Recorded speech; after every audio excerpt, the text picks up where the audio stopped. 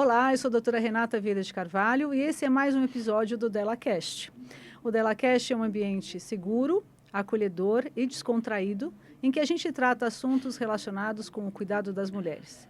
E a nossa preocupação sempre é trazer profissionais que estejam envolvidos direto ou indiretamente nesse cuidado e que primam pela sua excelência técnica e principalmente pela experiência clínica nesse cuidado. Então, como a gente está no Novembro Azul e esse é um tema que também interessa as mulheres, eu trouxe aqui um super querido meu amigo, que é o Pedro, urologista. Ele vai se apresentar e a gente vai bater um papo sobre muita coisa legal. Então, vamos lá. Vamos lá. E aí, Pedro? Obrigado pelo convite, é um prazer enorme. Primeiro, revê-la, fazia um tempo que a gente não se via.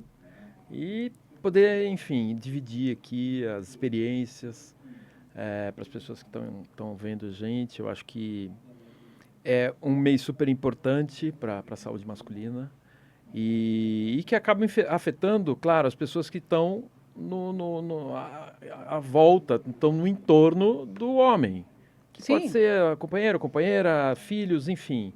Quer dizer, a gente, quando cuida da saúde, a gente cuida para a gente, mas cuida para aquelas pessoas que estão em volta da gente também. E acho que é super importante esse mês e a gente vai desenvolver aqui um papo legal para... Como que começou esse Novembro Azul? Então, é interessante, boa pergunta. O Novembro Azul ele começou na Austrália. Eu acho que, se a memória não me falha, foi em 2003. Na verdade, ele se chamava Movember.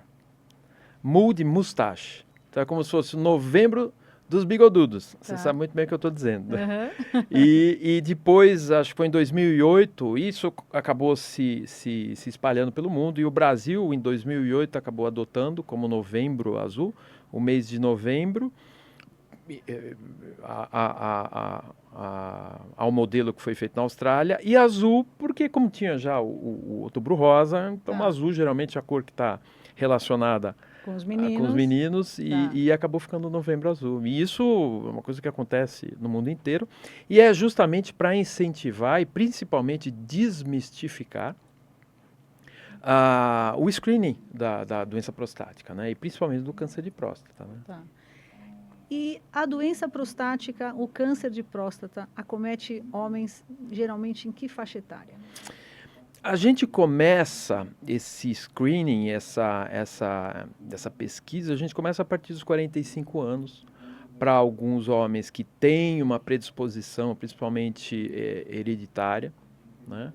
E aos 50 anos, geralmente é o que é preconizado tanto pela Academia Americana quanto pela Sociedade Brasileira de Urologia, a partir de 50 anos passar a visitar o urologista para fazer. O pessoal fala muito prevenção, né? Tá. Não prevenir nada, né? O fato de fazer o exame de próstata não vai prevenir que você tenha ou não que você tenha Mas vai fazer o um câncer de diagnóstico próstata. precoce. Você vai prevenir ter um diagnóstico tardio e isso está muito ligado ao sucesso que você vai ter no tratamento, a sua sobrevida, complicações, tudo. Tá. Né? Então, é sempre a partir de 45 anos que está indicado fazer pelo menos um... Por exemplo, aos 45 anos, depende da amostra, se ela foi enviesada do profissional, né? Tá. Então, assim, se você opera muito câncer de próstata, você trata muito câncer de próstata, no geral você fica um pouco mais...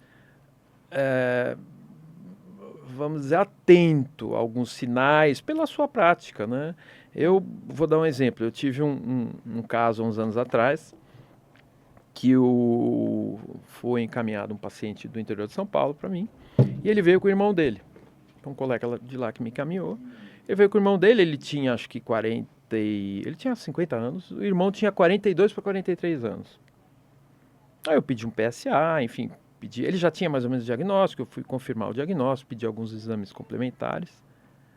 E aí o irmão falou assim, pô, doutor, aproveita, pede PSA para mim também. Se você tem, por exemplo, um homem que tem um parente primário, que é um irmão ou um pai, com câncer de próstata, isso já eleva, pelo menos 2 vezes, a chance dessa pessoa ter câncer de próstata. Então, como aquele já tinha quase um diagnóstico confirmado, eu pedi para ele, né? Pedi o exame. Quase confirmado aquele. Bom, aquele com os exames não se confirmou. E esse irmão, ele veio com PSA um pouco suspeito para a idade. Então, com 42, 43, você espera um PSA mais baixo. Aí eu falei, bem, uma pessoa, um indivíduo atlético, rígido, um estilo de vida bom. Eu falei, olha, vamos dar uma olhadinha nisso aqui, né? Vamos esperar um pouquinho aqui, 3 meses, você colhe de novo, tal. Voltou, subiu mais um pouquinho. Na época nós não tínhamos muitas ferramentas, não faz tanto tempo, mas não tinha as ferramentas que a gente tem hoje, né, para diagnóstico. Aí eu pedi uma biópsia e veio um adenocarcinoma de próstata. Ele veio com câncer de próstata. A gente ainda não tinha cirurgia Então, videorobótica na época, né? Então, assim, tem que prestar atenção nessa irmãos de... Fundamental. Nos seus parentes primários. Tá. Parentes primários. Mas aí é bem interessante eu falar isso. E mãe com câncer de mama. Você tem os genes, o BRCA, o BRCA1 e 2, que você tem aumenta a probabilidade de câncer no filho homem. Entendi. Né? Então, você, assim como também ele vai ter que se cuidar, embora seja muito raro, 1%, Tá. o câncer de mama no homem pode acontecer. Então, a gente também tem que olhar isso aí, né? Então, a história, né? Que é a super história, importante. sempre a história. Tá. E se você tem essa relação de parentes primários com câncer de próstata, não acontece em todos os cânceres, alguns mais, outros inexiste essa correlação, mas ela acontece no câncer de próstata, nos indivíduos da família que são homens, então aumenta a probabilidade. Se você tem um indivíduo com um irmão mais velho com câncer de próstata, ele já tem pelo menos 2 vezes mais chance de ter. Tá. Se ele tem 2 irmãos, ele vai ter 4 vezes mais chance de ter. E assim vai aumentando.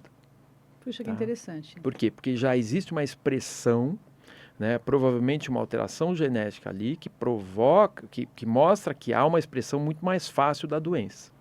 Mas eu pedir para o pessoal, guarda essa informação da genética. Tá? Porque se fala muito da genética, mas existe uma ciência da genética para explicar algumas doenças. E hoje as pessoas colocam as doenças, às vezes, como uma fatalidade que nos atinge. E não é. Porque a gente tem que considerar os hábitos de vida.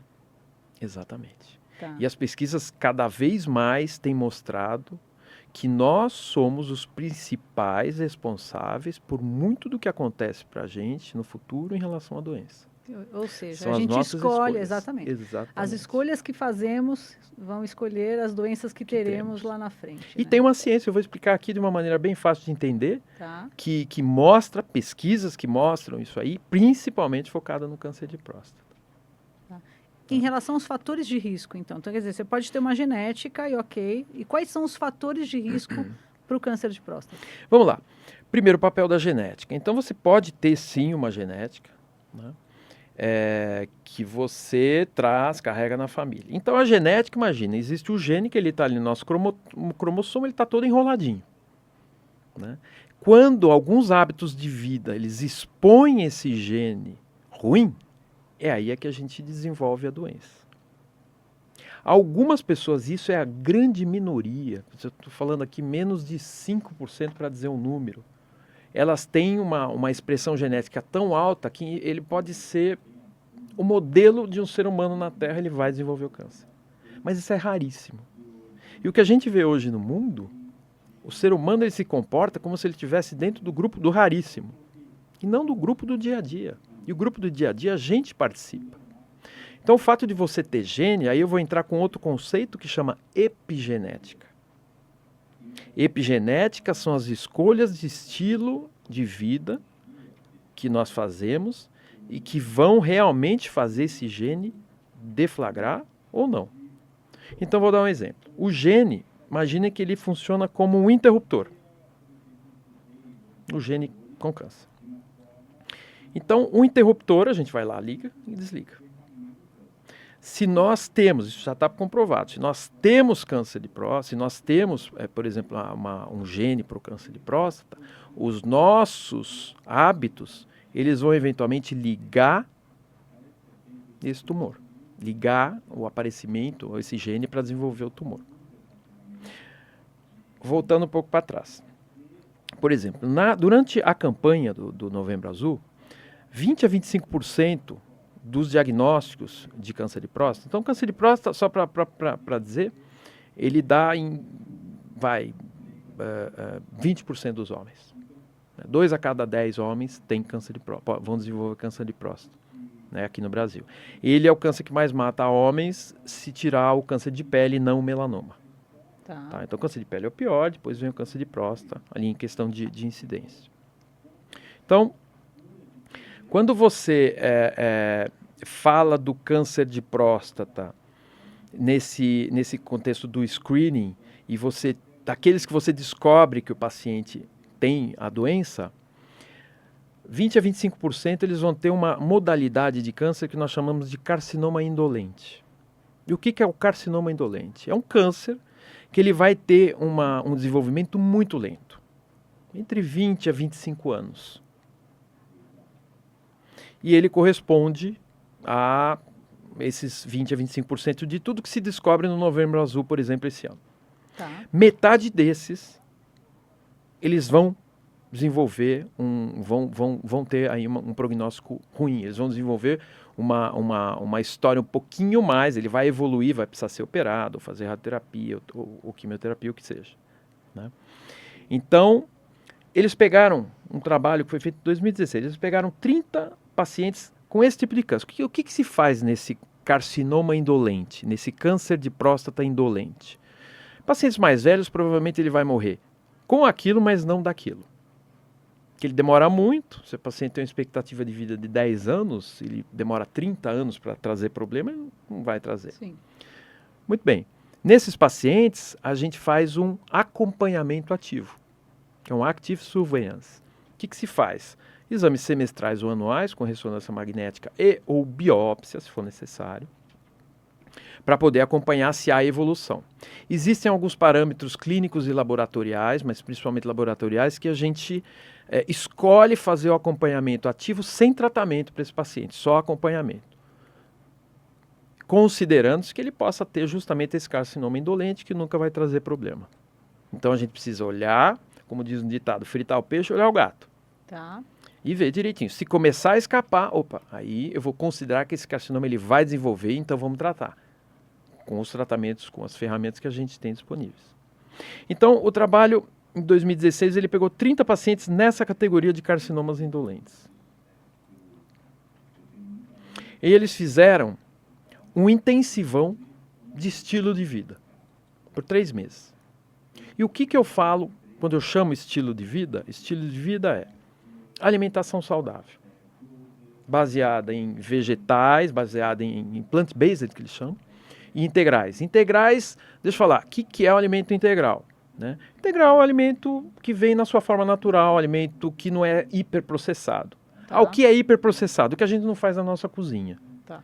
Então, você pegar uma batatinha chips ali, você consegue fazer na cozinha. Até essa você consegue um pouquinho, mas você pegar algum Doritos, algum negócio desse tipo, você tem milho, mas cadê o milho? Não tem, é hiperprocessado. Então, alimentos quanto mais naturais. Ao invés de tomar um suco de laranja, posso tomar, mas eu vou comer a laranja. Né? Ela está envelopada, tem um envelope nutricional que é mais saudável. E uma alimentação com pouca ingestão, então, baseada em plantas com pouca ingestão de carne. Não tem nenhuma relação com vegetarianismo e veganismo. Tá? Não tem essa mesma motivação. Tá. É uma questão realmente de saúde do que existe de prejudicial no excesso de alimentação baseada na carne, principalmente a carne vermelha. Então não é suprimir, mas diminuir. Muito bem. Segundo, atividade física. Você ter uma atividade física programada, que não significa exercício físico. Precisa ter atividade física. Uma vida ativa, Ativa. Né? Uhum. Então, por exemplo, se você fizer academia 1 hora por dia, 7 dias por semana, e no restante do dia ficar sentado o dia inteiro, ela não vale para absolutamente nada. Exatamente. Você é sedentário. Uhum. Agora, se você a cada 1 hora, 5 minutos, levanta, senta, dá uma caminhada e volta, essa hora vai fazer valer. Terceira coisa, o sono. Sono reparador. Qualidade de sono. A qualidade de sono ela vai estar intimamente ligada ao metabolismo de correção de mutações genéticas que nós temos. A gente muta a todo momento. Todo mundo vai sofrer mutação. Não é o problema sofrer mutação.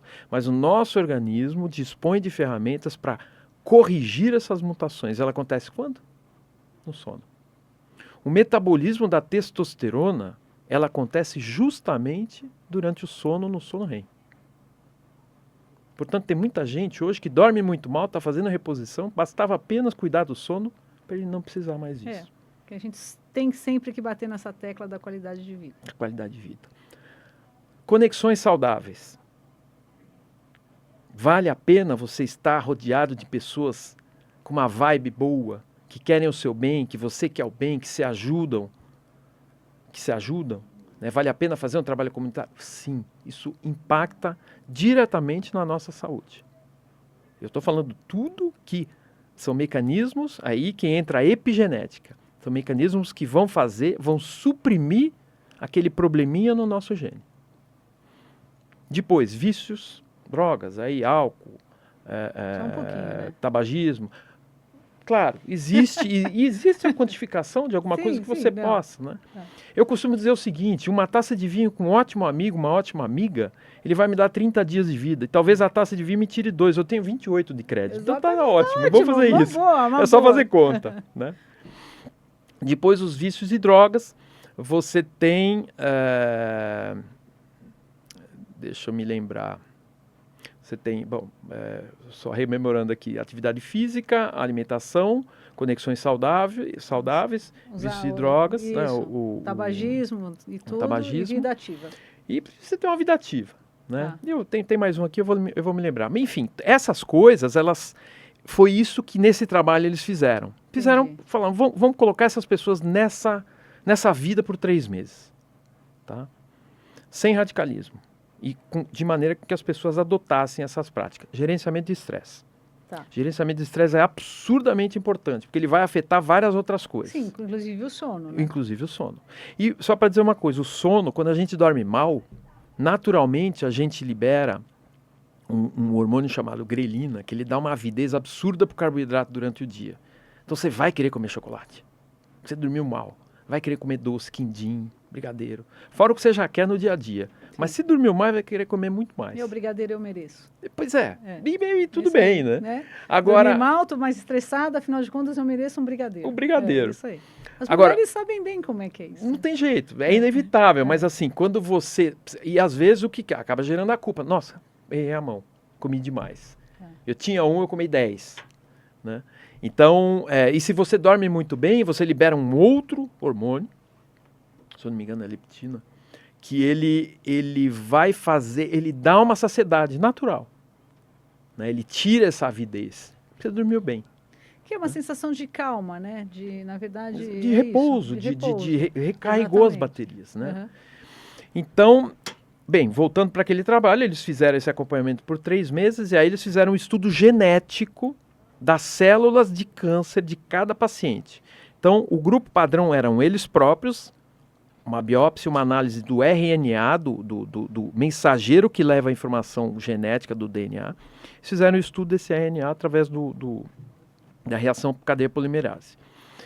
E é uma coisa bem bacana, porque existe isso é transformado em imagem. Então, você tem uma imagem, são quase 500 genes responsáveis pelo câncer de próstata. Então, eles perfilam isso numa imagem e os genes ativados no câncer de próstata, né, eles são vermelhos. Os genes que não estão ativados, eles são verdes. Mais ativados, pior a doença, vai desenvolver mais, menos ativados, menos. Muito bem, eles fizeram isso no dia 0, com aquelas células do câncer de próstata daqueles pacientes que eram daqueles que não vão se desenvolver. Claro, se fosse desenvolver, eles iam tratar. E 3 meses depois. E 3 meses depois, aquela imagem que era, na grande maioria, vermelha, com os genes todos ativados, o interruptor ligado. 90 dias depois, a maioria eram verdes. Desligou o interruptor. Muito provavelmente, aqueles pacientes não iriam desenvolver o pior cenário da doença do câncer prostático. Não estariam nos 50% deles que vão para o lado então do você tratamento. Consegue reverter essa tendência se você realmente mudar. Consegue reverter. Tá. Isso chama epigenética, já está comprovado, está provado que o nosso estilo de vida. E vou dizer mais, nos que tratam de câncer de próstata, naqueles que a gente opera, tá, a evolução é mais favorável para aqueles que se cuidam. Mas como a comida vai me alterar? A gente já sabe. A obesidade, por exemplo... Que é uma situação extremamente inflamatória. Ela é inflamatória e ela é inflamatória crônica. Tá.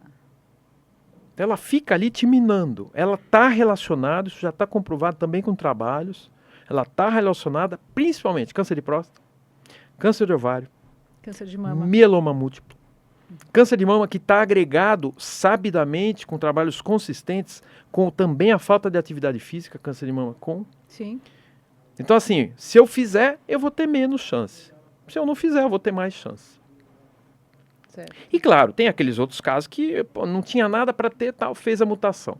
Geralmente você fez a mutação, você tem um estilo de vida bom, você corrige a mutação. Agora, Pedro, eu percebo assim um negócio que eu até vou linkar com outra coisa que eu queria falar, uma dificuldade muito grande do homem, já desde a sua adolescência, se vincular a um profissional da saúde que ele pode chamar de seu. Eu acho que na ginecologia a gente tem isso, né? E eu percebo muito isso. O gineco, ele virou o médico da mulher em todas as suas fases. E para o homem, por exemplo, o adolescente, depois que ele para de ir no pediatra, ele fica simplesmente órfão. E aí ele vai ter essa solicitação lá aos 45, 50 anos, de repente, para falar sobre a prevenção ou diagnóstico precoce do câncer. Será que o urologista não podia abraçar essa causa, né, já dos meninos, né, dos adolescentes, e aí já plantar todos esses conceitos ao longo da vida, que é o que nós, ginecos, estamos fazendo muito com as mulheres, né? A gente está, assim, as minhas pacientes que estão assistindo sabem o quanto eu falo desses hábitos de vida, de atividade física, tudo. Será que essa não seria uma forma legal de falar sobre isso? Porque eles ficam muito órfãos, eles não sabem. Olha, eu primeiro, com relação às médicas, né, as ginecologistas e a sua abordagem com as mulheres, eu acho que existe muito uma característica de empatia. Independente da pessoa escolher ser mãe ou não em vida, toda mulher nasce um pouco mãe, porque ela se preocupa com as pessoas de uma maneira diferente. Isso é evolucional. Tá. Tinha que fazer isso. Na época que ela ficava dentro da caverna ali, ela cuidava tudo ali. E o homem, ao mesmo tempo, falava, se cuida. E eu não posso ficar doente, eu tenho que caçar, eu tenho que fugir para não ser caça. E era assim. Segundo aspecto, né? Se eu fosse transportar o que é um homem com uma mulher no oceano, a mulher seria um golfinho. O homem, eu acho que seria uma sardinha. Porque a mulher geralmente é mais rápida para pegar as coisas. Entendi, o homem já tem uma certa... Veja, existe o tabu sim, ele é histórico, ele vem, felizmente, a cada ano se quebrando mais, mas muito dos jovens ainda não estarem acompanhando, eles precisam ser incentivados pelos pais.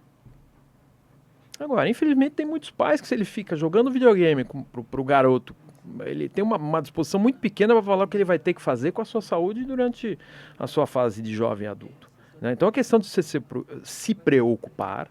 E eu tenho muitos pacientes que eles vêm e falam, doutor, e meu filho? Traz aqui, vamos ver. Vamos ver se está tudo bem. Entendeu? Vamos conversar. E eles têm dúvidas.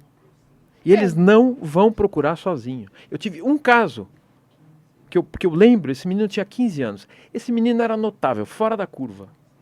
E ele fazia hipismo. Então ele tinha um problema de se machucar, né? A região escrotal, por causa enfim, do saculejo do cavalo, tudo. E aí ele tinha um pouco de dor, ele veio sozinho.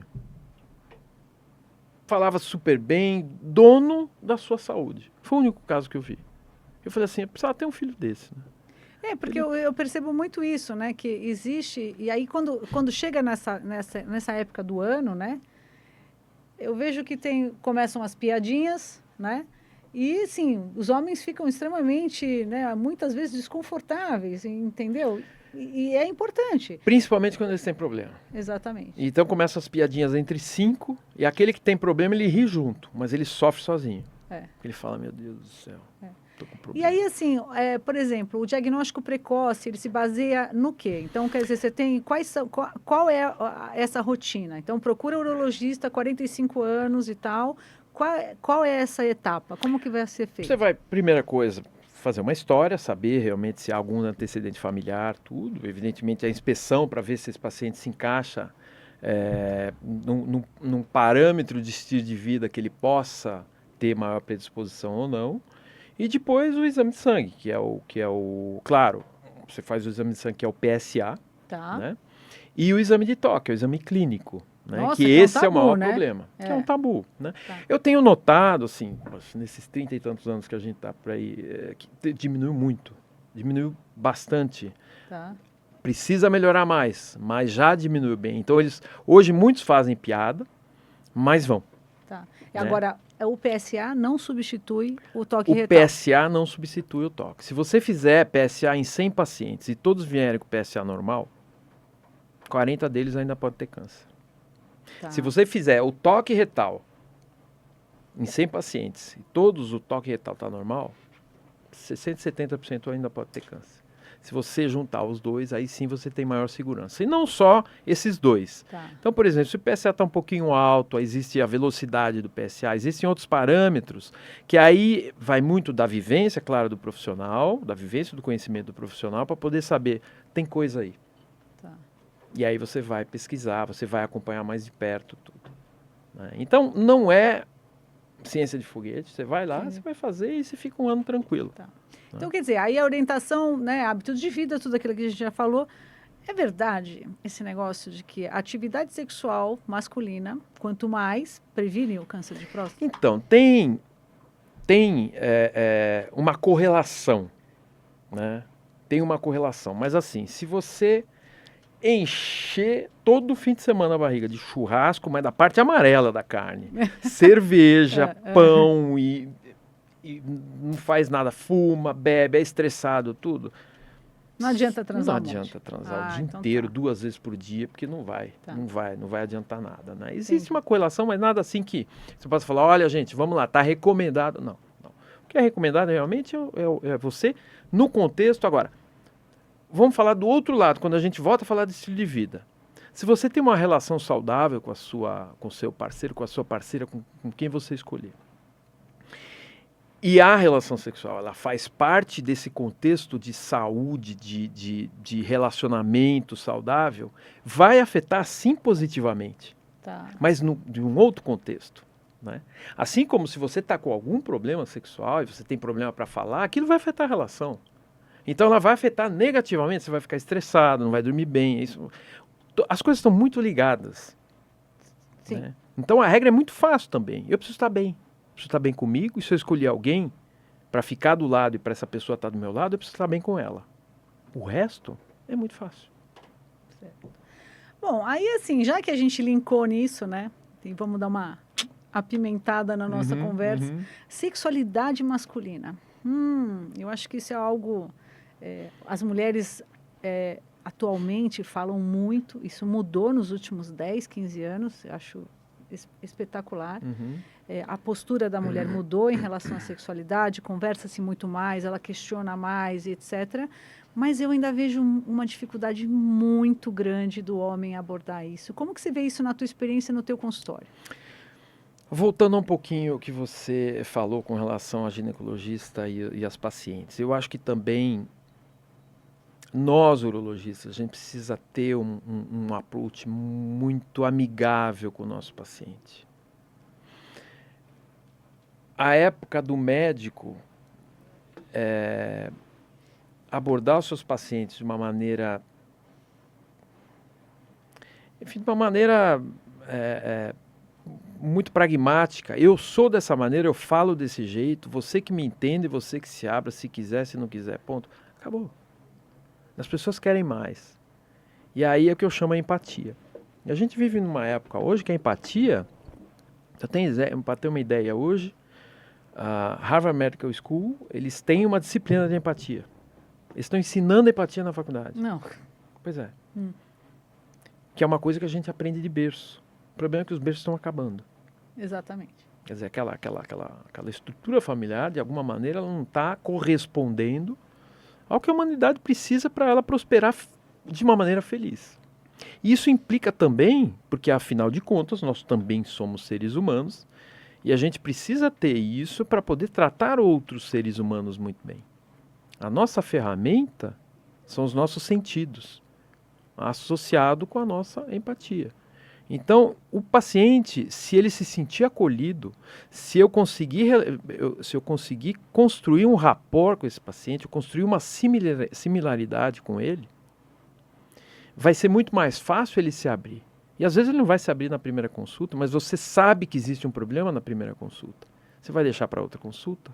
E assim vai. Então, eu acho que muito mais a gente falar, o paciente não se abre, o paciente tem tabu, tudo, eu acho que vamos olhar primeiro o lado do médico. O que a gente pode fazer para ser realmente mais acolhedor. Mais acolhedor, mais empático para ele. E às vezes isso passa por uma história pessoal, né, de autoconhecimento também. Está bem resolvido, né, muitas vezes. Exatamente, né? Exatamente. Agora, de fato, é um tema mais complicado para os homens. Então, e começa muitas vezes na adolescência, que é a questão do tamanho. Invariavelmente ela vem. Não, e até da performance, né? Porque depois que surgiram todos os azuizinhos, né? Todas as medicações para disfunção erétil, tem adolescente tomando por uma expectativa de performance. Isso é uma coisa... Não né? só isso, como hormônio. Exatamente. Hormônio, né? Então, quer dizer, e aí vai, né? E eu percebo que as mulheres trazem para mim é muito isso. E às vezes elas cobram do parceiro que ele se cuide. E muitas vezes viram, é um problema de falar. E a gente sabe, né? Não sei se essa estatística ainda procede, mas 1/3 dos homens têm ou vão ter de uma disfunção erétil. Veja, a disfunção erétil, assim como a mulher, se ela tiver um dia terrível, né, ela não vai querer ter relação sexual, dificilmente. Né? Se ela tiver com dor, se ela estiver preocupada, enfim, sim. O homem também. Mas o homem não aceita. Por quê? Porque é visível. E ele não tem que nada. Uhum. A expectativa, né? De performance. É a expectativa de performance que está na cabeça do homem. E eu costumo dizer para os pacientes, eu falei, meu amigo, o primeiro passo para você se cobrar de algo é quem realmente está interessado nisso, você saber se você executou, se você satisfez ou não, que é a pessoa que está do seu lado. Se for uma mulher, você entende realmente o que a mulher quer de você numa relação sexual? Eu não estou falando aqui de coisas mirabolantes, não. Relação sexual, meu amigo, começa a hora que você acorda. Começa na mensagem de texto que você manda. Começa na surpresa inesperada que você manda. E ela vai terminar, é uma conclusão daquilo que foi construído. Essa é a pegada. E você fica pensando que ela está preocupada com coisas que os homens estão preocupados. Não, não. Então eu vou tomar hormônio, eu vou tomar o Viagra, alguma coisa. Eu falo assim, você é um carro. Você tem um motor. Você consegue andar 200 por hora.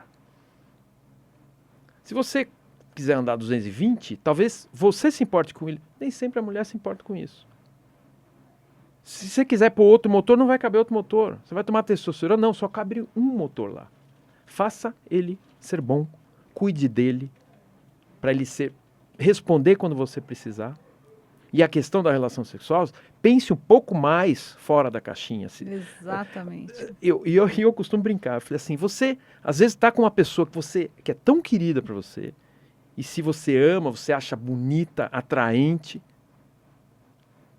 tem tudo ali para você prestar atenção, e você continua prestando atenção em você. Tem algum problema aí. Não. Você é tão bonita assim. Adorei essa definição, ótima. E aí você falou o negócio do hormônio, né? Que hoje tá uma coisa... Infelizmente virou um mercado. Tá, e para os homens também, usando muito, né? Para os homens também. E eu costumo dizer o seguinte, né? Eu falei do sono. Primeiro, durma bem. Durma bem. E veja como o seu metabolismo hormonal ele vai melhorar. Aumente os seus receptores. Quer dizer, você aumentando músculo naturalmente é suando, acordando cedo, fazendo musculação, fazendo aeróbico, você vai ficar mais saudável, vai aumentar a sensibilidade dos seus receptores à testosterona, você vai fazer funcionar sozinho. Testosterona é um hormônio, todo hormônio funciona como uma chave. Qual é a condição sine qua non para uma chave funcionar? Ou para ela existir? Ela precisa ter uma fechadura. Então eu posso aumentar muito a quantidade de hormônio, mas eu vou ter um limite nos tecidos que são as fechaduras. E essa fechadura pode ser interrompida ou pode ser obstruída por gordura. O metabolismo de carregar esse hormônio, dele se ligar, ele pode ser atrapalhado pelo sono mal dormido. Então tudo isso, tudo que a gente vai falar, a gente vai voltar ao estilo de vida.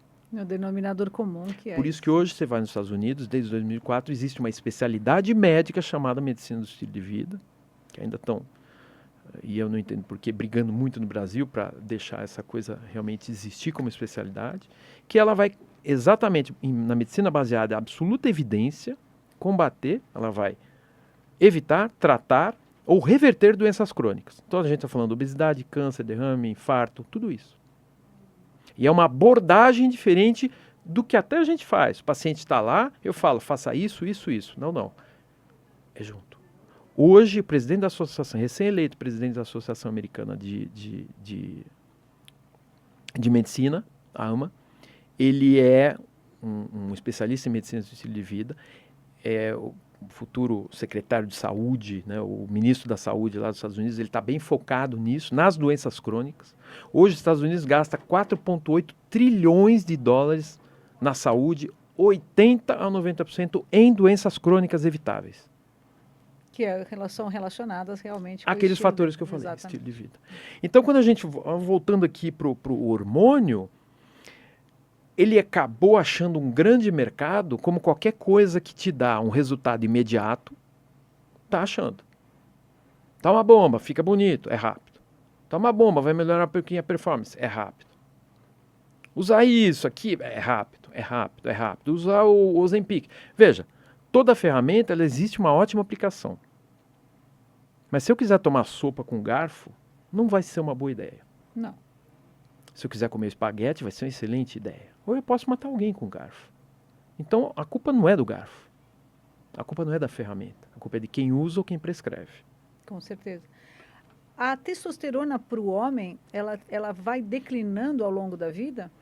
Entenda que a gente naturalmente, existe uma CPU, existe uma inteligência, e eu acredito que ela é divina, de preservação da vida. Né? A gente tende a querer, e o nosso organismo ele quer se preservar para viver o máximo possível. Então a testosterona ela vai decaindo, assim como qualquer das nossas funções, a nossa pele, o nosso cabelo, a nossa força muscular. A gente vai tentando manter a nossa saúde, a nossa força, essas coisas, para quê? Para que a gente viva o máximo possível e viva bem. Então é natural que a resposta ao hormônio, ela diminua, a própria fabricação, isso vai caindo mesmo. Mas se eu vou falar de motor de novo, se eu puser um motor de última geração num carro, num Fusquinha de antigamente, ele não tem freio capacitado para aquilo, não tem estrutura de chassi capacitado para aquilo. Então, você está colocando alguma coisa a mais do que aquela estrutura já envelhecida e já usada consegue aguentar. E é a mesma coisa para a gente. Então, muitas vezes a gente faz a reposição, principalmente o distúrbio androgênico, androgênico no homem, que é o hormonal, você faz quando essa queda ela é muito grande e o paciente deixa de desempenhar as funções que são compatíveis com a idade que ele tem. E às vezes a gente vê esse paciente entrando no consultório e fala, esse paciente está com déficit de testosterona. Porque ele perde a pujança. Ele tem que ter energia para brincar com o neto. Como um vô brinca com o neto. O vô não vai jogar futebol com o neto com todas as crianças. Mas ele vai bater uma bolinha, alguma coisa ele vai fazer. Ele precisa estar disposto a isso. Ele, eventualmente, dependendo, ele vai ter um interesse pela companheira, sim, ou pelo companheiro, vai ter interesse ainda, que é a libido. Mas não é como era quando jovem. Então, não adianta você querer postergar o tempo artificialmente, mas você tem que colocar a pessoa dentro daquele envelhecimento normal. E o tempo, ele é implacável, ele vai vir, ele vai nos avisar, ele vai trazer muitas coisas boas para a gente, aproveitar esse contexto todo, sem judiar daquilo que nos restou, que é o nosso organismo já envelhecido, com 50, 60, 70, 80 anos. Mas, ao mesmo tempo, é uma ferramenta utilizada para quê? Para que esses 50, 60, 80, 70, 80 anos sejam vividos com uma plenitude maravilhosa. Não viver mais apenas, mas viver bem. Muito legal, muito legal. Quer dizer, cabe, né? Cabe. Cabe. Acho que tudo com equilíbrio, né? Tudo com equilíbrio. Porque você pode melhorar, né, a qualidade de vida, né, dessas pessoas e tal. E é muito legal, eu acho que essa conversa, para ver como está tudo integrado. As mulheres podem ajudar os homens podem ajudar as mulheres, né? Quer dizer, e as mulheres entendem... pouco menos, mas podem. Né? Não, mas e é isso, não, né? não porque não devem, mas porque... Veja, não, sim, claro, existe... você tem uma rede de apoio, desculpa interrompê-la, você tem uma rede de apoio, e isso, no contexto de estilo de vida, eu mesmo, acordo cedo, e às vezes eu vou a minha rotina, eu vou para academia. A Cláudia acorda cedo também, a rotina dela, ela vai estudar. Muitas vezes, estou cansado, mas não, vai lá, tal. E às vezes, se eu não levantar, é capaz de ficar os dois. Se ela não levantar, às vezes eu fico, tal. Então, assim, eu não vou porque eu quero. É duro, às vezes você vai na força do ódio, não tem jeito, mas tem que ir. Então, e a outra pessoa dos hábitos de vida, todo mundo tem que se envolver nisso. Não pode ter o boicote, porque às vezes a gente vê isso, né? Ou o homem ou a mulher, e um boicotando o outro, Exato. Né? E não é uma coisa que é importante para tudo, né? Exato, exato. No final do dia, a gente está no mesmo barco. Né? Então, assim, não significa... Uma vez que você escolheu... Hoje mesmo, eu estava ouvindo um podcast, e é um sujeito de muito sucesso, ele tem 93 anos, americano, uma pessoa extremamente lúcida. Ele fala assim, qual foi o rapaz com 25 anos que estava entrevistando, qual foi a sua escolha fundamental na vida? Ele falou, foi a pessoa que eu escolhi estar junto comigo. E, evidentemente, a recíproca é verdadeira. Porque você... e você tem um gráfico de convivências que a gente tem, família, amigos, e no final do dia, quem vai sobrar? E mesmo que tenham filhos, vai sobrar aquelas duas pessoas. Aquela pessoa que você escolheu estar junto. Tá? Agora, isso tudo ele vai para um caminho favorável quando os interesses que vão mudando no decorrer da vida, eles sempre vão sendo alinhados. Você já viu a árvore da primavera? Ela tem o macho e tem a fêmea, né? Plantadas no mesmo... E a arte é você cuidar das duas para que elas fiquem lindas ali, né? Então é isso, é ter esse cuidado para que elas cresçam harmoniosamente, as duas. Existe uma simbiose, uma sinergia, e assim vai. É fácil falar. Mas tem os desafios, tem tudo e tal. Não, e de qualquer relação. Mas sempre, né? Agora, isso tudo impacta muito na sociedade, porque essas pessoas, né, que têm essa percepção, elas trabalham, elas estão no ambiente corporativo muitas vezes, elas podem influenciar positivamente, tornando a vida de outras pessoas com qualidade de vida, tendo essa visão, né? Isso é uma coisa que é multiplicadora, né? Quer dizer, dentro de uma empresa, dentro de um hospital, o que for, entendeu? Quer dizer, tem que sair um pouquinho dessa teoria toda, né? E ir para a prática, e todo mundo tem eu acho que essa função, né? De conversar. Olha, você precisa melhorar, vamos promover alguma coisa, uma ação dentro da onde a gente trabalha, para que a qualidade de vida seja melhor. Né? Em termos de dieta, de atividade física, de vida ativa, e todo mundo pode fazer a sua parte, né? Não ficar aquela coisa só teórica, né? Eu acho que é muito por aí, né? Eu acho que um grande legado da vida de cada ser humano seria ele se colocar de alguma maneira como um mastermind para alguém. que é mastermind? Né? É aquela pessoa que você vai falar, gente, aquilo lá. Naquele assunto eu quero seguir aquele caminho daquela pessoa. E muito mais dele ter dito, ele deu o exemplo daquilo. E a mesma pessoa, ela pode ter pisado na bola em outro assunto ali.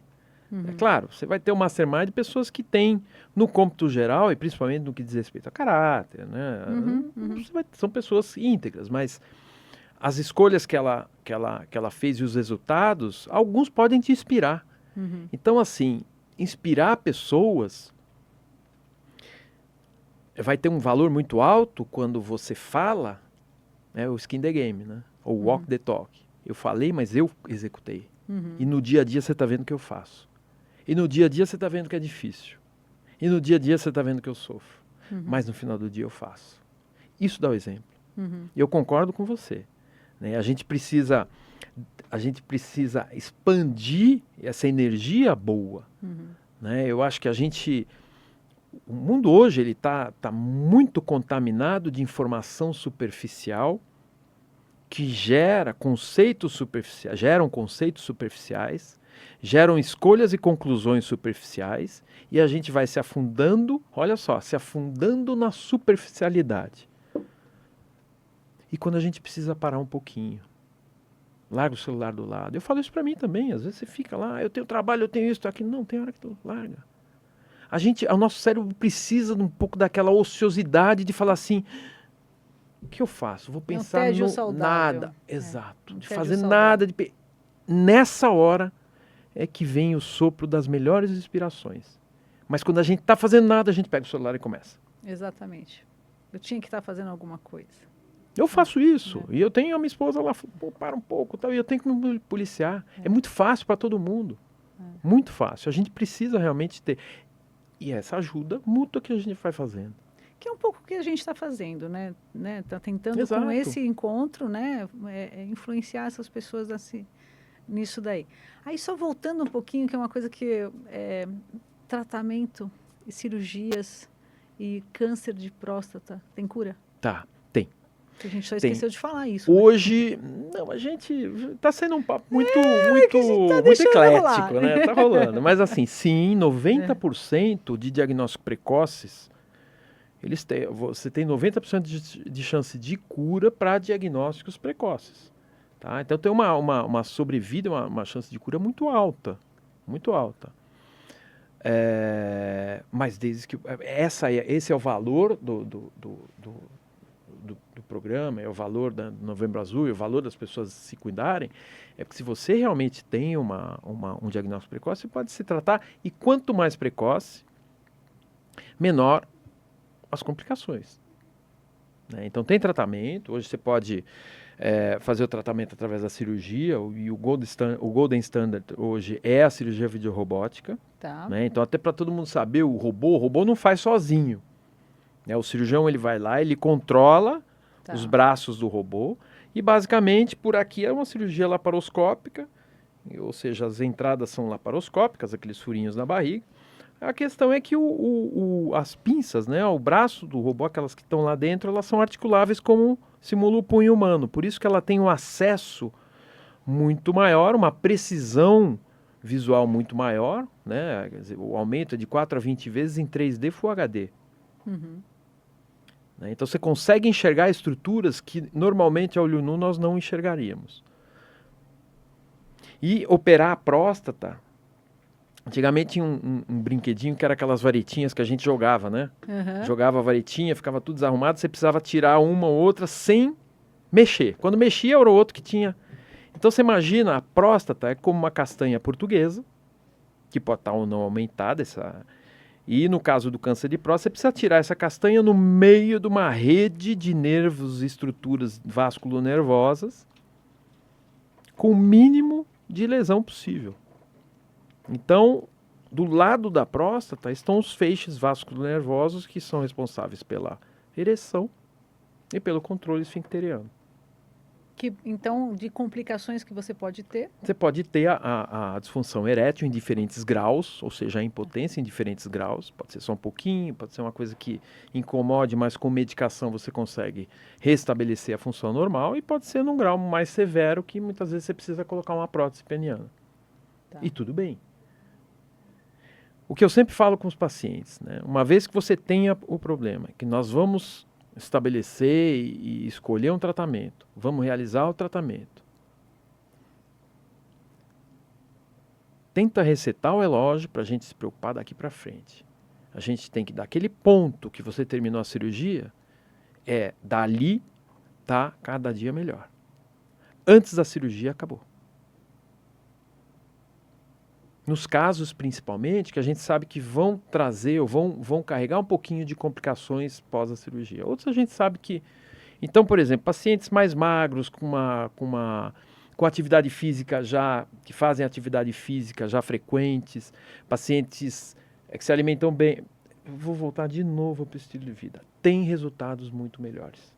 E eu estou falando aqui na prática, não vou dizer números nem trabalhos. Estou falando na prática do dia a dia. E aí o tratamento, então, é cirúrgico e cirúrgico, tem alguma coisa complementar? Você pode fazer... Então, por exemplo, os tumores que são iniciais, geralmente é cirurgia, e eventualmente você pode optar por radioterapia. Então, há pacientes que existem, que têm um risco cirúrgico muito grande, que às vezes impede que sejam submetidos à cirurgia, você pode fazer o tratamento radioterápico. Hoje, a radioterapia ela é muito mais moderna do que era antigamente, então você consegue, com uma potência de radiação maior, ter complicações ainda muito menores, porque antigamente você tinha a irradiação ela era jogada na próstata, tendo uma fonte única do mesmo ponto. Tudo que estava no meio do caminho acabava sofrendo consequência da radiação, que é, eu falei da radiação, que é são lesões actínicas que a gente chama. Hoje você consegue modular esses feixes para o tratamento radioterápico de diferentes pontos. Então você diminui o impacto nos tecidos que não precisam daquela terapêutica. E você consegue aumentar um pouco a potência para ter mais eficiência. Mas claro, o índice de cura é um pouquinho menor, né, do que a cirurgia. As complicações também são um pouco menores, claro que você vai, mas não que elas não existam, e elas são um pouquinho mais tardias do que na cirurgia, né? Isso para cura. Agora você pode ter que, enfim, fazer uso do tratamento paliativo quando o tumor já se espalha, quando tem as metástases, né? E aí você pode ou não fazer, você pode fazer, por exemplo, quando eu falo a quimioterapia, geralmente no câncer de próstata, raramente utilizada, não tem um resultado bom, não responde. Então, geralmente é uma hormonioterapia, porque nesse caso o tumor de próstata, ele responde à testosterona. E aí você faz uma diminuição da testosterona através de medicação, uma diminuição química. Em alguns casos você eventualmente pode fazer também a orquiectomia, que é a retirada do estroma testicular para parar de produzir hormônio. Mas são casos específicos, enfim, há indicação para tudo, para você diminuir a velocidade do crescimento da doença, né? E, claro, se precisar, faz o tratamento de metástase, se elas existirem, porque às vezes você pode ter metástase ganglionar, às vezes você pode ter metástase realmente à distância, que geralmente acomete osso, pode acometer fígado, cérebro, enfim. Mas aí é muito descuido, né? Aí é muito descuido. Fazendo Eventualmente, olha, eu peguei uma vez um paciente, eu me lembro, novo, 41 anos, vai fazer uns 30 anos. Eu não sei depois o que ele passou uma vez comigo, era acho que foi logo no começo de carreira, depois era um convênio corporativo, ele passava com vários médicos. Mas eu fiz o diagnóstico, ele veio encaminhado, ele tinha uma dor, era motorista de ônibus, ele tinha uma dor nas costas, uma dor lombar terrível.